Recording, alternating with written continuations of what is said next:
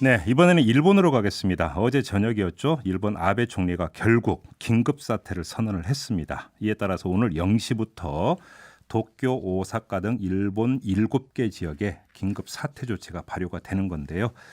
근데 또 눈길을 끄는 게 아베 총리가 이 긴급 사태를 선언을 하면서 또 개헌을 언급하기도 했습니다. 도대체 무슨 생각을 하고 있는 건지 이것도 함께 좀 분석을 해보도록 하겠습니다. 자, 이현모 일본 중앙학원대학 교수 전화로 연결하겠습니다. 자, 교수님 나와 계시죠? 네, 안녕하세요. 네. 교수님이 계신 곳이 지바현이라고 들었는데요. 이것도 그러면 비상 긴급사태 해당 지역에 포함이 되는 건가요? 예, 제가 살고 있는 곳은 이제 도쿄고요. 네. 그리고 제가 근무하는 대학이 바로 도쿄 옆에 지바현에 있습니다. 그러니까 두 군데가 전부 비상사태 선언의 그 지역에 포함되죠. 그럼 이제 뭐가 달라지는 거예요? 비상사태 선언이 되면은? 지금까지 했던 거하고 특별히 달라지는 거는 눈에 띄게 달라지는 건 없고요. 네. 여전히 마찬가지로 이제 자제 외출 요청을 하는 정도이기 때문에 이동 제한. 예, 예. 네, 이동 제한이라든가 그런 거는 그것도 이제 그 공권력을 동원해서 제한을 시키는 게 아니라 예. 어디까지나 이제 요청 단계이기 때문에요. 예.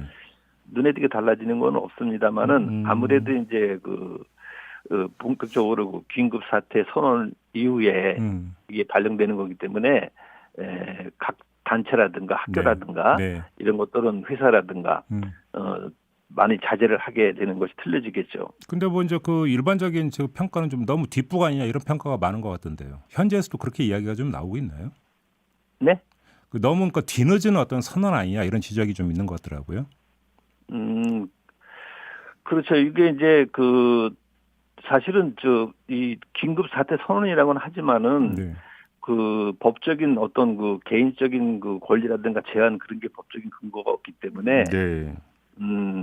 과연 얼마만큼 효과가 있을까라는 그런 이제 의문시되는 그 여론도 있습니다만은 예.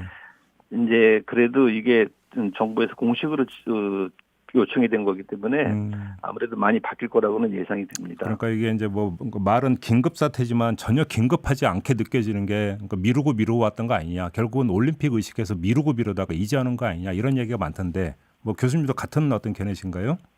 네, 그거는 그렇었죠. 쭉 미뤄오다가 네.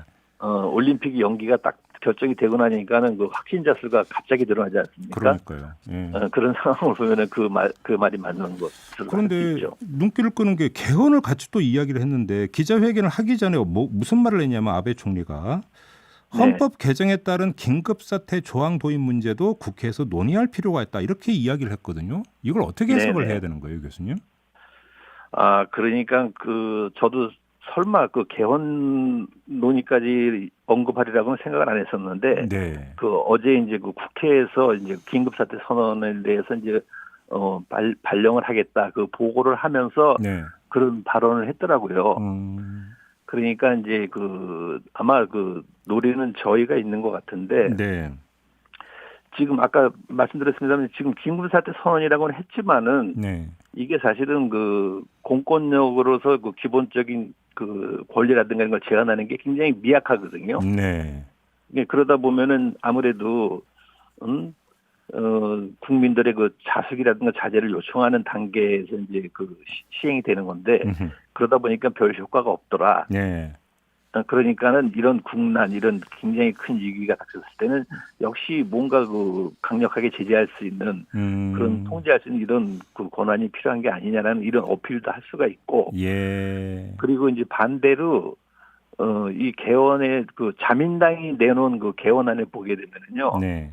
새로 긴급 사태라는 조항을 포함시켜놨거든요.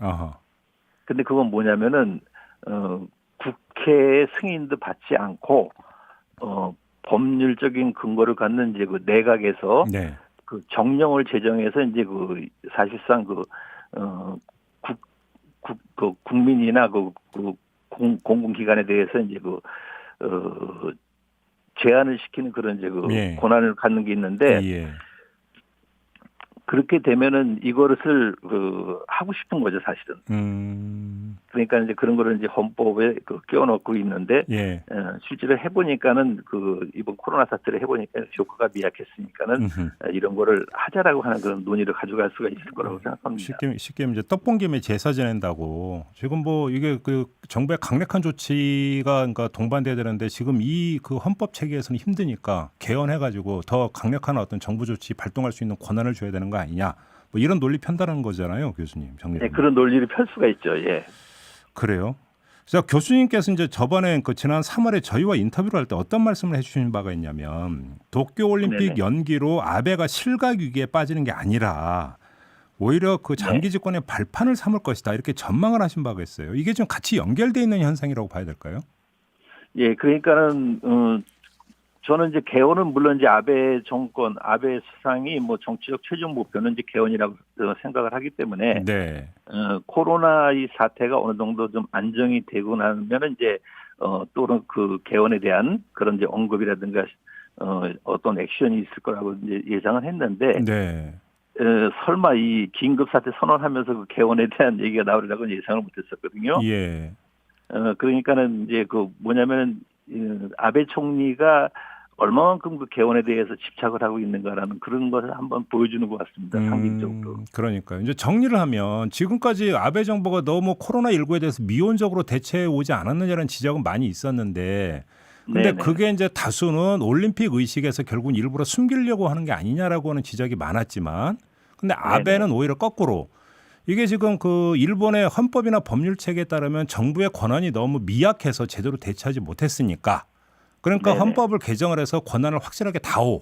이런 논리를 편다라는 말씀이신 거죠, 정리를 하면. 예, 그런 논리를 펼 수 있는 게 가능하게 됐고요. 예. 그리고 반대로 예를 들어서 요번에 이제 코로나 때문에 이제 그 긴급 선언을 했지 않습니까? 예. 근데 해 보니까 국민들이 해서 이제 한 달간 이게 실시되는 건데 네.